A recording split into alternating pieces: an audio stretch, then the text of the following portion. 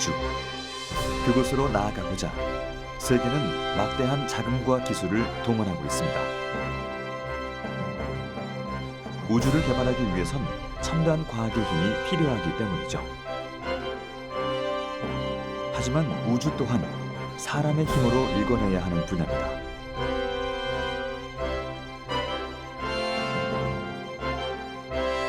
2016년 기준 우리나라 우주 분야 종사자는 약 8,000명. 이 중 4,600명이 위성 활용 서비스 및 장비 분야에서 일하고 있으며 약 960명이 위성체 제작, 발사체 제작에는 약 950명의 손길이 닿고 있습니다. 이들의 노력과 결실이 없다면 대한민국의 우주 시대는 존재하지 않겠죠. 우주라는 거대한 세계로 나아가기 위해 우리의 힘으로 우주를 개척하기 위해 오늘도 일터에 선 사람들. 이번엔 그들의 이야기에 귀를 기울여 보겠습니다.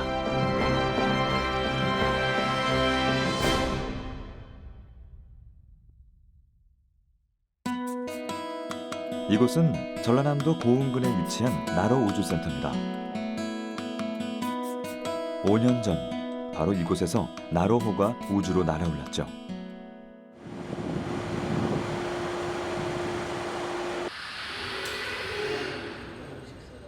나로호의 발사 성공과 동시에 이곳에선 새로운 프로젝트를 위한 설비가 구축됐습니다. 연구원들의 시선을 한몸에 받고 있는 이 커다란 기기의 정체는 바로 한국형 발사체의 엔진입니다. 2021년 우리의 독자 기술로 날아오를 한국형 발사체가 연구진의 손끝에서 조금씩 완성돼 가고 있는 것이죠. 75톤급 엔진 연소 시험을 위해 부품들의 상태를 점검하고 연결된 배관과 선들을 일일이 살펴보는 이들. 한국항공우주연구원 엔진 시험 평가팀은 바로 이곳 엔진 지상 연소 시험장에서 잠시도 떠날 줄을 모릅니다. 테스트 스탠드는 이제 시험 대상체, 저희로 말하면 엔진이죠. 엔진이 장착되고 이제 시험이 이루어지는 공간을 테스트 스탠드라고 하고요. 지금 하는 작업은 이제 내일 시험을 위해서 이제 손상된 센서들을 점검하고 교체하고 하는 작업들을 하고 있습니다. 한국형 발사체에 들어가는 75톤급 엔진을 지상에서 테스트할 수 있는 지상 연소 시험장. 이곳이 마련되기 전에는 연구원들이 직접 외국의 로켓 엔진 연소 시험장을 찾아다니며 테스트를 해야 했는데요. 한국형 발사체의 추진기관 개발을 위해 연구진은 엔진 연소 시험 설비를 직접 설계하고 제작했습니다.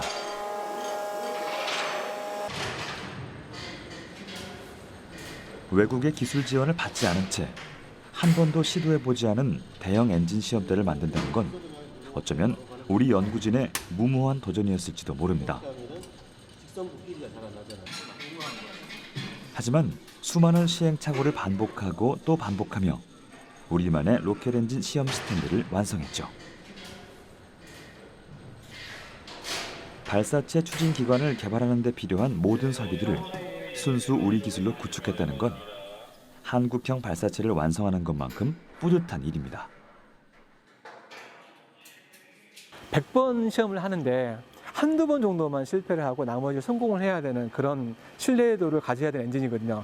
가혹한 환경에서, 가혹한 조건에서 이 엔진들을 계속 시험하고 있고, 어떻게 보면 자동차도 보면 이제 출시하기 전에 시베리아나 아니면 사우디 같은 더운 나라, 추운 나라, 그 다음에 산 같은 거, 그 다음에 내려가는 내리막길 가속 감속하고 환경 시험들을 하잖아요. 지금 엔진 개발 단계는 그런 단계라고 보시면 되겠습니다.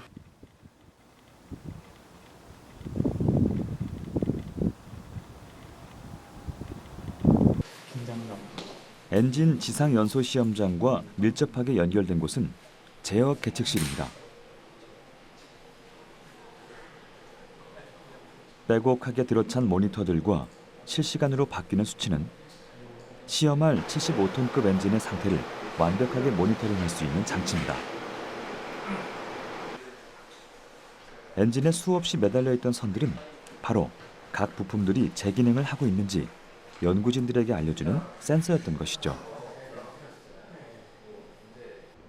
이곳에선 모든 구조장치들을 원격으로 제어합니다. 제로 2.9메가파스칼. 하지만 이를 위해선 연구원들이 일일이 센서를 연결하고 배관 상태를 점검해야 하니 엔진 연소 시험의 모든 과정은 디지털과 아날로그 작업이 동시에 요구되는 셈입니다. 액체 엔진은 작은 오류에도 폭발로 이어질 수 있지만 이러한 오류가 발생할 확률을 제로로 만들기 위해 연구진은 오늘도 촉각을 세우며 엔진 연소 시험을 준비합니다. 액체 로켓 엔진 같은 경우는 굉장히 극한 조건에 작동을 하거든요. 실제 마이너스 180도는 액체 산소, 그다음에 액체 산소 캐로신이 만나서 3,300도라는 고온 가스 압력이 높고 하기 때문에 상당히 극한 환경에 작동하기 때문에 실제 설계하고 제작하더라도 실제 이것이 제대로 작동하는지를 실제 연소 시험을 통해서만 검증이 되거든요. 연소 시험을 해보지 않으면 실제 그 엔진이 제대로 작동하는지, 마이너스 180도에서 액체 산소 잘 들어가고 있는지, 그다음에 3,300도 온도의 고온 온도 가스가 있는데 그게 실제 연소시 잘 견디고 있는지 판단을 못 하거든요. 그러다 보니까 실제 액체 로켓 엔진을 개발하는 데는 연소 시험이 매우 중요합니다.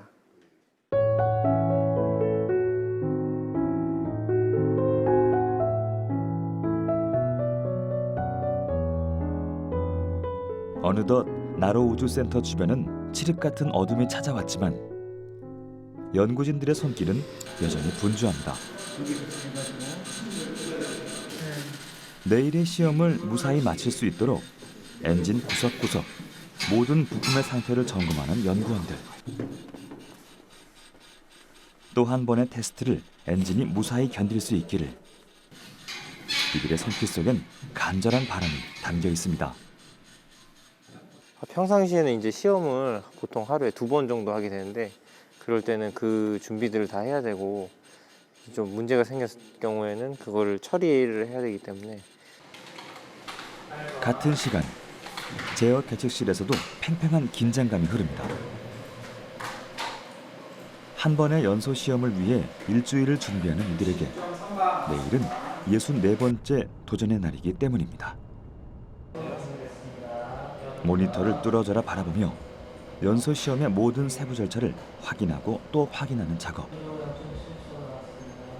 수백 가지 항목을 반복적으로 확인하는 시간 동안 그 누구도 긴장을 늦추지 않습니다. 연소 시험 시 엔진 폭발에 대한 가능성을 염두하고 있기 때문입니다. 연소를 하는 시험이다 보니까 좀 많이 위험한 상황이 시험이고요. 그래서 제일 어려운 점은 일단은 안전 문제를 신경 써야 된다는 게 좀 어려운 문제점이고, 그다음에 시험을 위해서 이제 여러 사람들이 투입이 돼서 준비를 해야 되는 과정들이 좀 필요하고요. 그래서 그런 부분들이 좀 어려운 부분들이 있고, 일단은 저희가 어쨌든 저희 기술로 연소기든 가스 발생기등을 개발을 해야 되니까 그러한 부분에 있어서는 저희가 자부심을 가지고 개발에 임하고 있습니다.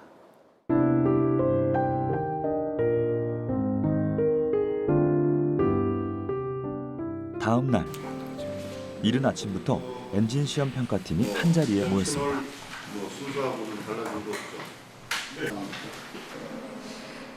분 단위로 짜여진 하루 일정의 시작. 75톤급 액체 엔진 지상 연소 시험을 위한 전략을 다시 한번 점검하는 연구원들. 이미 머릿속에 들어있는 일정이지만 연소 테스트가 성공적으로 끝날 때까지 팀원들 모두가 시험 과정의 합을 맞춥니다.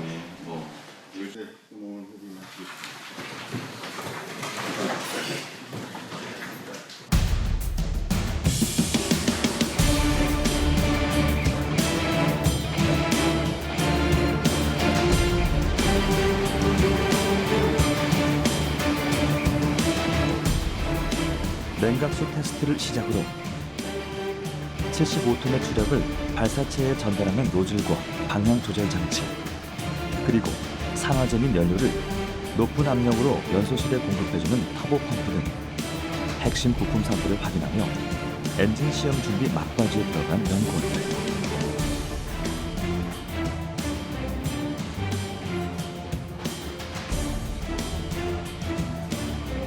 이제 로켓 엔진의 첫 번째 시동을 걸어줄 파이로 시동기를 장착하면 모든 준비가 끝납니다.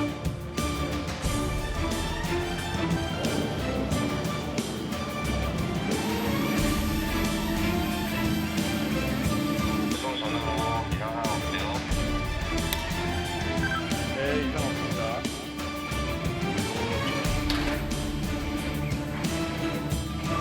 연구진이 몇 번이고 오르내리던 사다리가 제거되고 바닥이 열리자 드디어 한국형 발사체 75톤급 엔진이 제 모습을 드러냈습니다.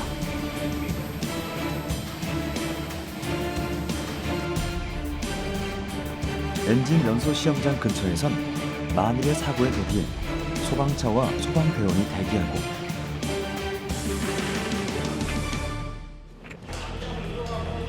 제어 계측실에선 이 모든 준비 상황이 계획한 대로 실행되고 있는지 모니터링하고 있는데요.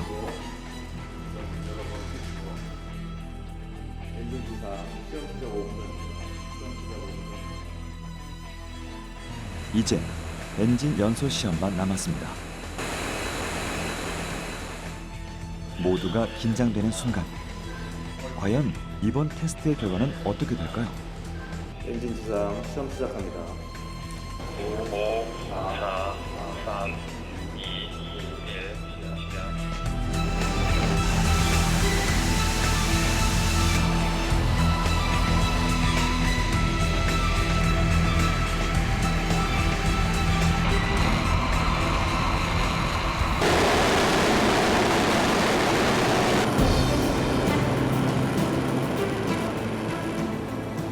땅이 흔들릴 듯한 굉음과 함께 솟구치는 수증기가 장관을 이루는데요. 한국형 발사체 75톤급 엔진의 위력이 실감나는 순간입니다.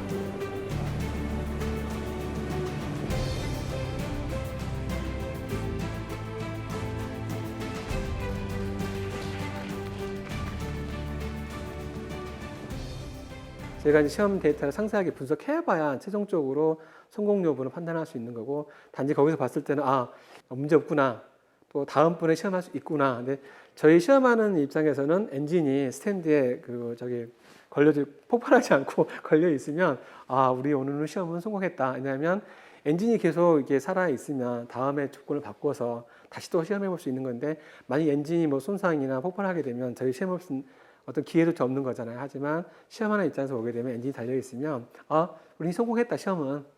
세트 분석해서 다음 조건 바꿔서 다음 시험을 할 수 있기 때문에 그렇게 생각합니다.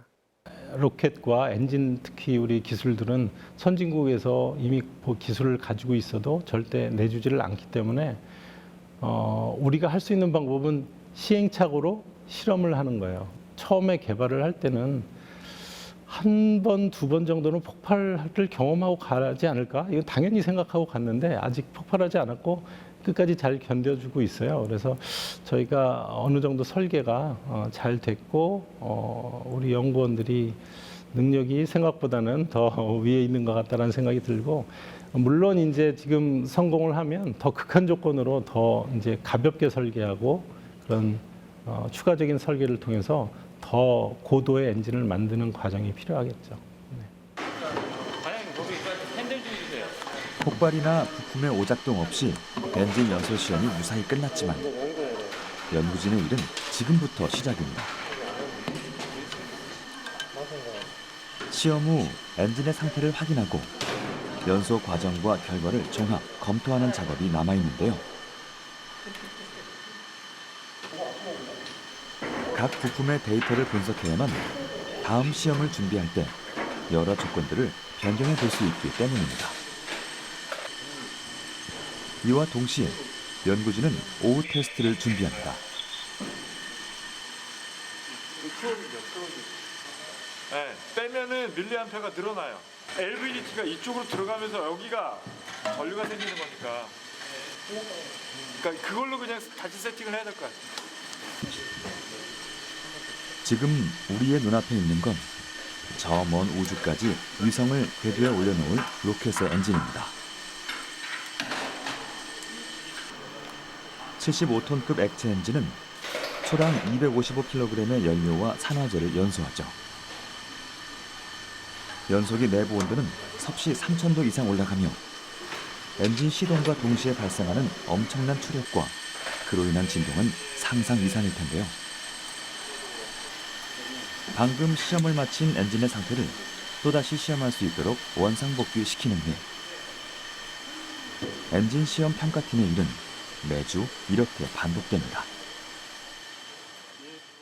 이 로켓가 지상에서부터 날아가면서 탱크에 들어오는 압력도 바뀌고 외기 온도도 바뀌고 여러 가지가 바뀌기 때문에 우리가 요구하는 그 한 점에서 운영되는 것이 아니라 그 여러 점에서 이렇게 작동을 움직이게 돼 있어요. 그러면은 여러 가지 그 조건들을 다 해보면 한 200회 정도 시험이 나오게 됩니다. 200회 정도 시험을 하려면 1년이 52주, 약 50주 되잖아요. 매주 시험을 해도 엄청난 횟수가 되겠죠. 올해 말 정도에 아마 저희가 그 엔진에 대한 모든 개발 시험을 마치는 것이 목표입니다.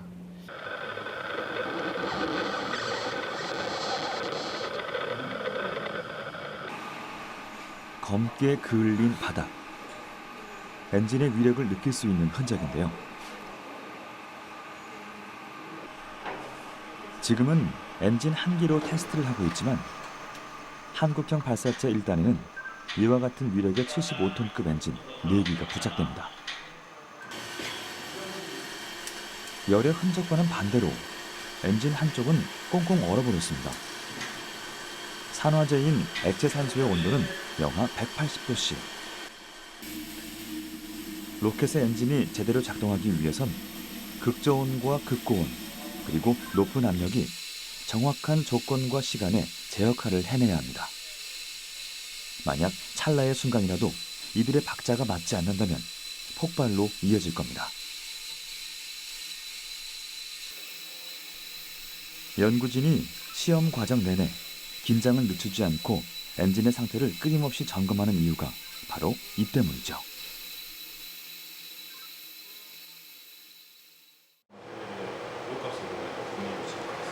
연구진이 액체 로켓 엔진을 독자적으로 개발할 수 있는 건 바로 이 순간이 쌓이고 쌓여 형성된 경험이 있기에 가능한 것입니다.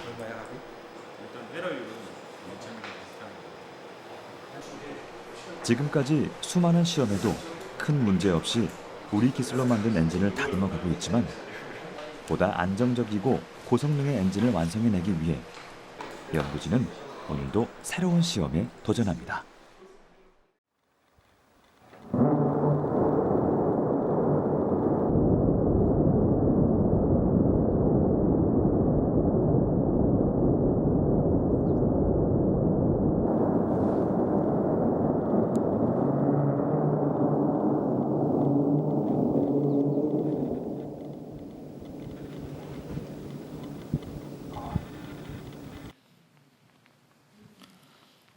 두 차례의 시험을 마친 하루의 끝.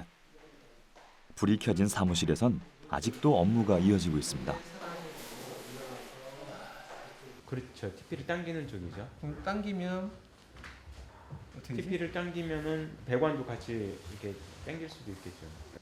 당기는 힘 자체가 되니까 시험 데이터를 가지고 저쪽으로 힘이 가서 한참 이야기를 주고받는 두 사람. 값들이 디젤 값보다는 이제 롤은 플러스가 있고 P치는 이제 마이너스로 내려와 있는. 엔진 연소 시험의 성공 여부는 겉으로 보이는 것보다 데이터 분석을 통해 확인할 수 있는데요. 밀어준 게 뭐가 있다는 얘긴데 말씀하신 것처럼 오늘의 결과가 만족스럽지 않은 것은 아니지만 조금 더 나은 결과값을 확보하기 위해 세세한 문제점들을 찾아내는 이들. 그럼 산화제 라인이라면 여기 아까 말한 것처럼 이게 밀어준 게 얘가 지금 이제 동이 이제 냉각이 안 돼 있는 상황에서 우리가 그냥 봤을 때는 아침부터 저녁까지 엔진 생각만 하는 게 아닐까 싶을 정도로 엔진 시험 평가팀의 관심사는 오직 한 가지뿐입니다. 분석은 이제 계속합니다. 계속 이제 우리가 뭐 오늘 시험 데이터가 나왔다고 해서 이 데이터가 오늘 분석하고 끝나는 게 아니라 데이터로서 이제 축적이 됩니다. 데이터 베이스화 되는데 그 데이터 베이스화 되는 정도에 따라서 계속 누적돼서 분석을 하고요. 우선 당일날 시험했을 때 분석 그 기준은 하드웨어적으로 이제 문제가 있는 부분이 있는지 없는지를 먼저 파악하는 측면에서 가장 이제 주요 요지가 되는 부분들에 대한 데이터만 먼저 분석을 하게끔 되죠. 그러기 위해서는 보통 한 3시간에서 4시간 정도 그 정도 소요가 됩니다. 한국형 발사체의 심장인 엔진은 1,300여 개의 부품으로 이루어져 있습니다. 그리고 연구원들의 노력이 수없이 깃든 결정체이기도 하죠. 얘가 지금 이제 종이 이제 냉각. 과연 이 노력의 값은 어떤 수치로 나타낼 수 있을까요? 오늘의 경험을 발판 삼아 내일 또다시 도전하기 위해 한국형 발사체 엔진 시험 평가팀의 일은 늦은 밤까지 계속됐습니다.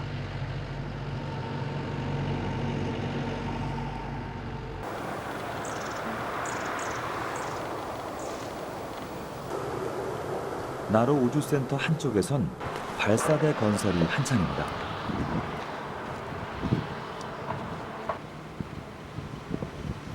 지난 2013년 나로호가 발사됐던 장소인데요. 오는 10월 발사 예정인 한국형 발사체의 시험 발사체가 바로 이곳에 서게 될 겁니다. 3초, 2초, 1초, 발사. 로켓의 마지막 기능 점검과 추진체 주입, 그리고 발사가 이루어지는 장소. 겉으로는 발사체를 세우고 지지하는 역할만 하는 것으로 보이지만 발사대 지하에는 발사체를 제어하는 첨단 시설들이 종합적으로 설계되어야 합니다. 발사대를 자력으로 구축했는지 여부가 우주 강국의 핵심 조건이 되는 이유죠. 시험 발사체용 발사대 옆에선 규모부터 남다른 한국형 발사체의 발사대가 세워지고 있는데요. 핵심은 이 모든 발사대 공사가 우리의 독자 기술로 완성되고 있다는 것입니다. 저희 한국형 발사체는 크게 시험 발사체와 한국형 발사체 두 개로 구분이 되는데요. 그래서 저희가 두 개의 발사대를 구축을 하고 있습니다. 첫 번째 발사대는 예전에 나로호를 발사했던 그 나로호 발사대를 개조를 해서 시험 발사체 발사에 사용을 하게 되고요. 두 번째 발사대는 한국형 발사체 전용 발사대로서 지금 현재 구축 공사를 진행을 하고 있습니다. 한국형 발사체의 전용 발사대에는 추진제를 주입하고 발사체와 각종 신호를 주고받는 장비들이 들어설 예정인데요. 지하 공간에 무려 60개의 방이 설계된 만큼 대규모 토목 공사가 이루어지고 있습니다. 하루가 다르게 완성되어 간다는 건 엄청난 인력과 기술력이 동원되고 있다는 증거일 텐데요. 곧 완성될 한국형 발사체 발사대의 위풍당당한 모습이 사뭇 기대가 됩니다. 우리나라에서 우리가 만든 발사체를 우리의 힘으로 발사한다는 것이 저희 나라의 국력을 자랑하는 데에도 큰 도움이 되고 국민의 자긍심을 고취하는 데도 크게 도움이 됩니다. 그래서 저희는 우리가 만든 발사체를 우리 힘으로 우리 발사대에서 발사한다는 그런 모토를 가지고 진행을 하고 있습니다. 그래서 한국의 발사대를 갖추는 것이 큰 의의가 있다고 생각을 하고 있습니다.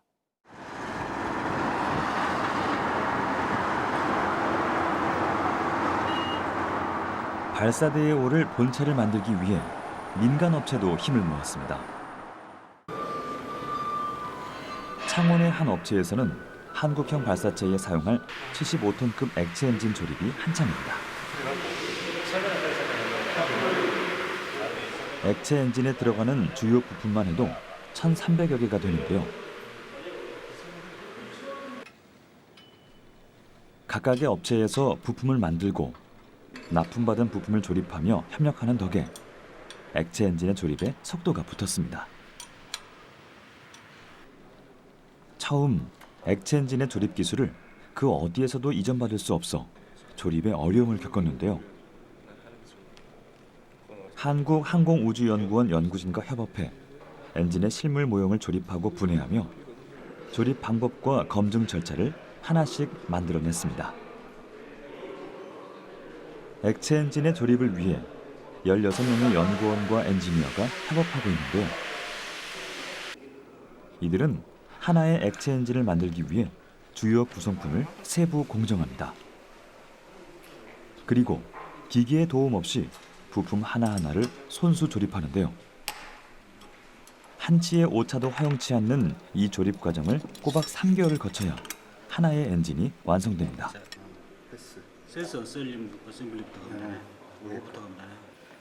발사체는 발사대를 벗어나는 순간 엔진에 문제가 생겨도 더 이상 손을 쓸 수가 없습니다. 때문에 작업자들은 실수 없이 엔진을 조립하기 위해 늘 고군분투합니다. 여기는 안 빠져요. 막 신경질 하니까 막 빠져버려 그냥. 모든 구성품을 사용해 조립을 완료한 2단 엔진의 경우 그 높이만 해도 3m에 달합니다. 엔진을 만들기 위한 모든 과정은 기업체도 한국항공우주연구원에도 새로운 도전이었는데요. 이렇게 완성된 엔진은 발사체와 결합해 많은 이들의 노력을 품은 채 우주로 향할 것입니다.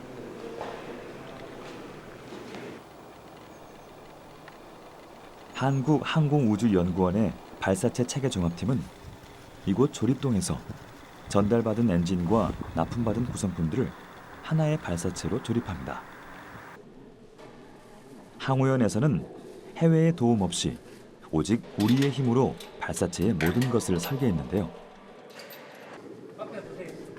설계도 속 그림으로 존재하던 발사체가 연구진의 손끝에서 제 모형을 갖춰갑니다. 오는 10월에는 한국형 발사체의 2단에 해당하는 시험 발사체 발사가 예정돼 있습니다. 그날이 가까워 올수록 기체를 조립하는 손길은 더 바빠집니다. 시험 발사체는 75톤급 액체 엔진을 비롯해 각종 배관, 센서, 통신 제어 시스템 등으로 구성되어 있습니다. 발사체를 이루는 각각의 부품들은 극저온과 초고온, 그리고 초고압을 오가는 극한의 환경을 버티며 제 역할을 수행해야 하는데요. 이 모든 구성품을 하나로 모아 조립하는 이들은 보다 완벽한 발사체를 만들기 위해 3가지 모델의 발사체를 완성해야 합니다. 체계 모델, 그러니까 전체를 조립하는 모델은 크게 3가지가 있는데요. 엔지니어링 모델, 저희는 EM이라고 부르는데요. 엔지니어링 모델이라 그래서 전체 탑재물이라든지 전체 기능상의 문제가 없는지, 배관 조립이 밸브가 정상적으로 되는지를 확인하는 데 있고요. 인증 모델이라고 부르고 있는 시험 발사체 인증 모델은 작년 6월부터 조립이 착수가 돼서 지금 완료가 된 상태입니다. 이제 3월 달에 지정된 날짜에 연소시험 설비로 올라가서 이후에 여름 전까지 예정된 연소시험을 수행할 예정이고요. 그 결과를 바탕으로 이제 비행 모델에 대해서 문제가 없는지를 사전에 확인하게 되겠습니다. 총 길이 약 26m의 시험 발사체. 육중함을 뽐내고 있는 이 기체는 얼마 전 완성한 시험 발사체의 인증 모델입니다. 겉모습은 단순해 보이지만 그 속은 15만에서 30만 개의 부품이 유기적으로 연결되어 있죠. 발사체 체계 종합팀은 발사체를 이루는 수많은 구성품이 설계대로 작동하는지 하나하나 검증을 하고서야 인증 모델 조립을 완료할 수 있었는데요. 앞으로 연소 시험을 거치고 그 결과를 비행 모델에 반영해야 하기 때문에 인증 모델의 개발은 아직 끝난 게 아닌 것이죠. 하나의 발사체를 조립한다는 것, 그것은 곧 시간과 인내와의 싸움입니다. 액체 추진 발사체 같은 경우는 각종 배관하고 밸브들이 굉장히 시타레처럼 굉장히 복잡하게 안에가 설계가 돼서 장착이 되어 있는데 그런 부분에 대해서 하나하나 단위마다 조립을 하고 누설이 없는지를 기미 시험을 다 체크를 하게 되어 있습니다. 그래서 그 과정 자체가 굉장히 시간을 요하는 부분이고요. 하나하나 체크를 해서 그 단위가 끝나면 그 상위 개념으로 이제 조립을 하게 돼 있고 그런 과정을 거치게 되다 보면 약 7개월 정도가 정상적으로 잘 됐을 때가 7개월 정도가 걸리게 돼 있습니다. 발사체 체계 종합팀은 지난 1월부터 시험 발사체의 비행 모델 조립에 착수했습니다. 7월 말 조립 완료를 목표로 작업의 속도를 더하고 있죠. 완벽한 발사체를 만들기 위해 검증하고 또 검증하지만 그 과정에서 새로운 문제가 발생할지 모릅니다. 지금 발사체 체계 정확팀이 할 수 있는 일은 끊임없이 실험을 반복하며 신뢰도 높은 발사체를 조립하는 것인데요. 이러한 연구원들의 노력이 있기에 2021년 발사할 한국형 발사체의 성공적인 비행을 점쳐볼 수 있을 것입니다. 우리나라 땅에서 우리가 만든 발사체로 우리가 만든 위성을 쏘아 올리겠다는 그러한 캐치프레이즈를 가지고 계속 얘기를 하지 않았습니까? 근데 거기에 대한 진정한 스타팅이 나로였다고 한다면 지금은 진짜 1단부터 2단, 3단 위성까지 모조리 다 또 여기만은 조립 설비 자체도 전부 다 한국에서 다 개발했던 부분이기 때문에 진정한 의미에서 그런 캐치프레이즈를 갖다가 하기 위한 첫 번째 발걸음이라고 저는 생각하고 있습니다.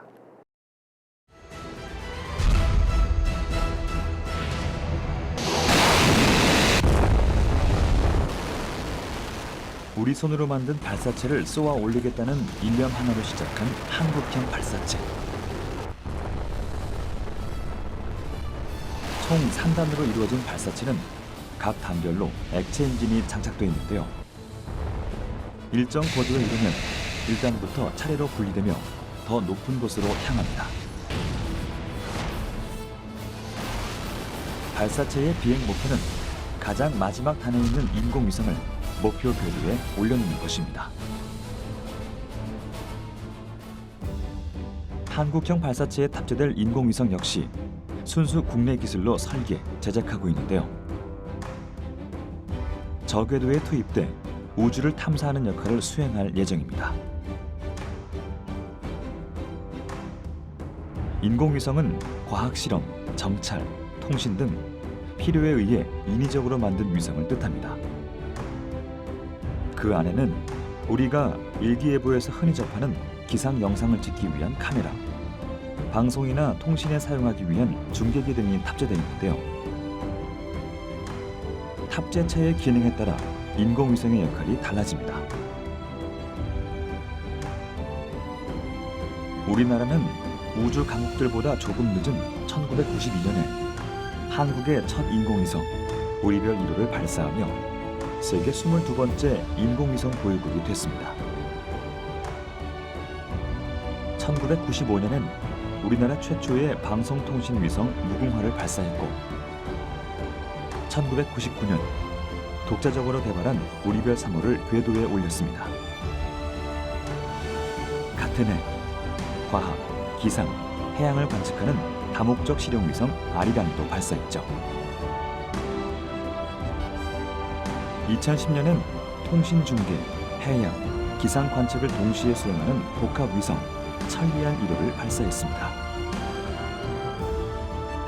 우리나라의 우주기술 성장력과 각 기업체의 참여가 이뤄낸 결과죠.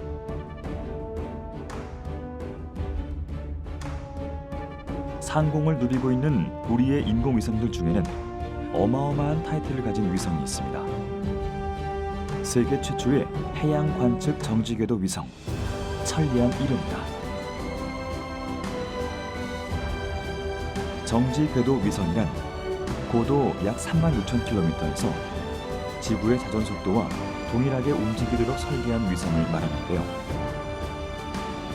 늘 지구의 한 방향을 넓게 관찰할 수 있어 기상 관측이나 통신 중계에 주로 활용됩니다. 천리안 1호는 해양 관측 외에도 통신 서비스를 제공하고 한반도 주변의 기상 정보를 보내주고 있는데요. 우리가 일기예보에서 보는 기상 영상의 대부분은 천리안이 보내준 것입니다.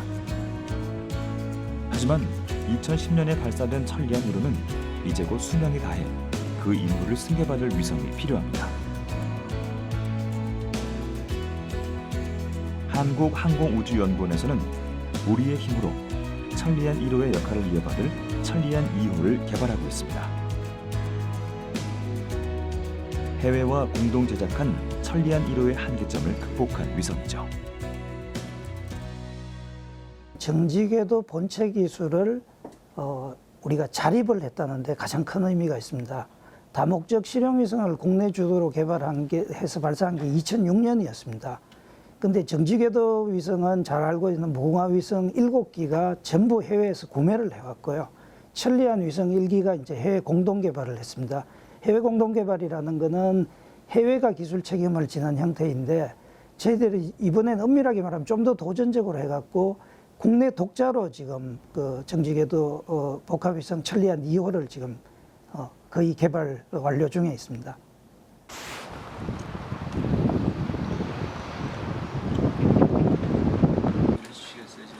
항우연의 정지궤도 복합위성 체계팀은 천리안 2A호와 2B호의 설계, 제작을 담당하고 있습니다. 계속 그 이동하는 그게 이제 그것도 한 1시간 정도 하면 올 하반기에는 천리안 2A호의 발사가 예정돼 있는데요.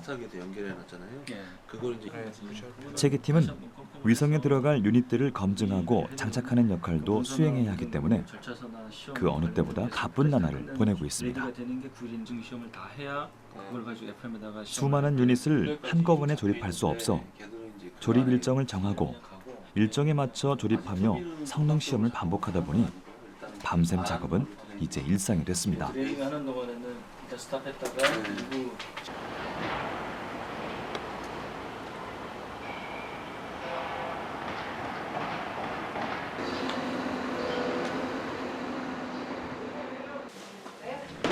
약 20여 명의 팀원이 공들여 제작한 천리안 2A호를 만나러 가는 길.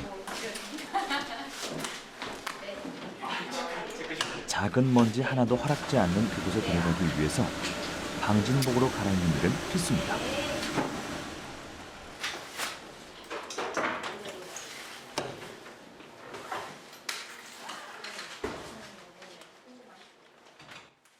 이번 저희 천리안 2A호와 2B호는 저희 국내 기술진들이 국내 독자적으로 모든 것을 지금 설계부터 제작, 시험 다 진행을 하고 있습니다.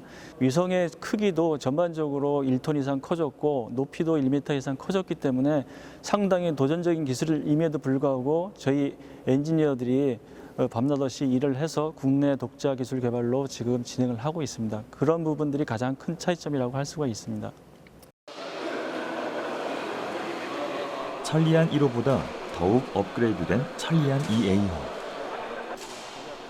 기상, 우주기상 탑재체를 싣고 우주로 떠나 지구 기상과 우주 기상을 감시하고 그 정보를 전달하는 임무를 수행할 텐데요. 천리안 2A호는 천리안 1호에 비해 4배 이상 높은 해상도의 데이터를 제공해 일기예보의 정확도와 기상 이변 예측 능력이 한층 개선될 것입니다. 위성은 극한의 우주 환경을 버텨내야만 태풍, 폭설, 화산 활동과 같은 자연 현상과 우주 기상을 제대로 감시할 수 있는데요. 위성 체계팀은 천리안 2A호의 조립을 마치고 빼곡히 잡힌 환경 시험 일정을 소화하고 있습니다. 연구진은 시험을 진행할수록 하나의 시험을 마쳤다는 안도감보다 하루하루 임박해오는 발사 예정일에 촉각을 세우고 있는데요. 하지만 이 모든 과정이 국민의 안전과 직결된다는 막중한 책임감으로 위성 제작 완료에 최선을 다합니다. 천리안 2호 위성은 2011년 7월부터 저희가 개발을 시작했습니다.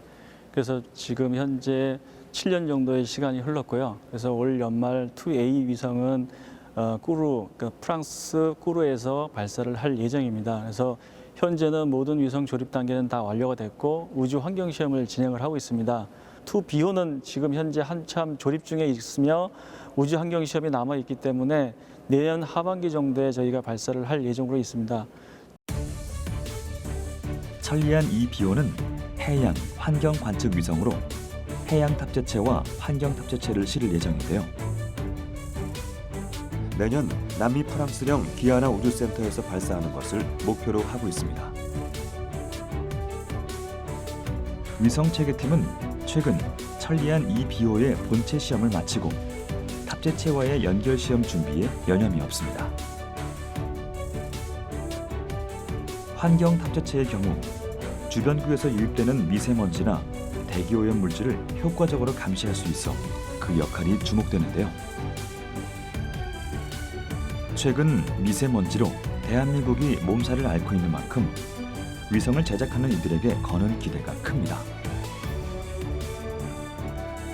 천리안 이 비호를 완성하기 위해서는 탑재체의 성능을 검증하고 조립해야 합니다. 각종 부품을 유기적으로 조립하는 이 과정은 위성 개발의 꽃이라고도 불리죠. 수많은 전선으로 얽혀있는 위성이 제대로 조립됐는지 신호를 체크하는 일도 남았는데요. 연구진은 늘 그래왔듯 위성을 안전하게 발사할 그날을 위해 시험을 반복하고 또 반복할 것입니다.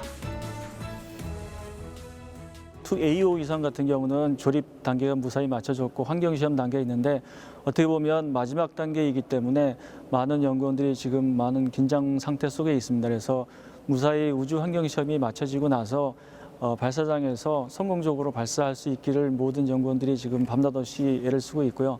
2BO 같은 경우도 마찬가지로 아직 그 많은 일이 남아 있지만 내년까지 무사히 이러한 모든 일들이 아무 탈 없이 잘 진행이 돼서 2개의 위성이 우리나라의 상공에서 무사히 모든 임무를 성공적으로 완수할 수 있기를 기대해 봅니다. 체크해서 설명을 하고 측정. 천리안 2호를 차례로 발사하기 위해 고된 하루를 보내고 있는 위성 체계팀. 탑재체 쪽. 지금 앞쪽에 만일 우리나라에서 환경 탑재체를 실은 천리안 2비호를 미국과 유럽보다 먼저 발사한다면 이들이 세계 최초로 정지궤도 환경 관측 위성을 발사한다는 역사를 쓰게 될 것입니다. 곧 그날이 다가오겠죠.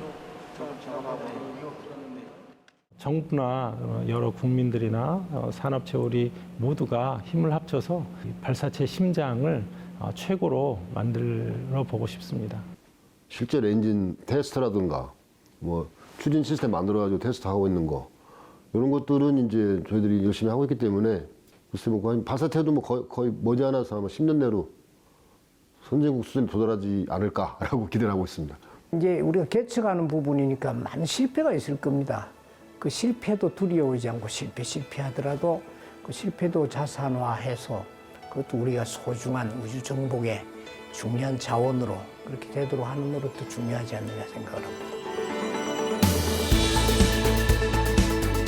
꼭 한번 가보고 싶지만 갈 수 없는 세계라 믿었던 우주. 우주 분야의 연구자들은 이상향과도 같은 우주를 개척하기 위해 오늘도 값진 땀방울을 흘리고 있습니다. 그 땀방울들이 모여 대한민국의 우주 시대를 열었는데요.